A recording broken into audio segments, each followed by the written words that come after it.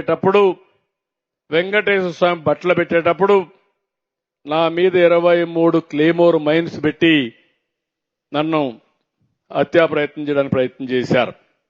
నా కారు వచ్చి కొట్టింది. కారు పోయి ఒక రోడ్డు మీద ఒక ఇల్లు కొట్టి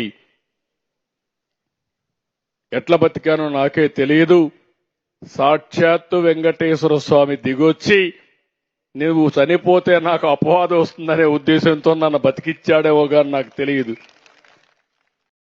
అదొక మిరాకల్. అయితే నేను అప్పుడు కూడా హాస్పిటల్కి వచ్చి తీసుకొచ్చారు. అన్కాన్షియస్ గా వచ్చా.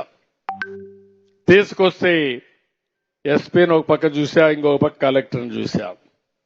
ఏం జరిగిందన్నాం. మీ మీద క్లేమోర్ మైన్స్ బ్లాస్ట్ చేశారు సార్ అన్నారు.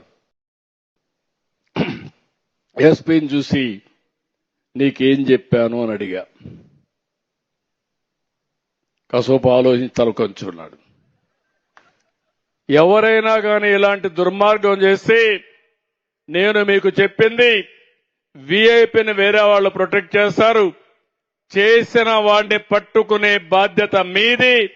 చుట్టుపక్కలంతా కూడా కార్డన్ చేసి ఎవడూ తప్పించుకోకుండా ప్రొటెక్షన్ ఇచ్చే బాధ్యత మీదని చెప్పా.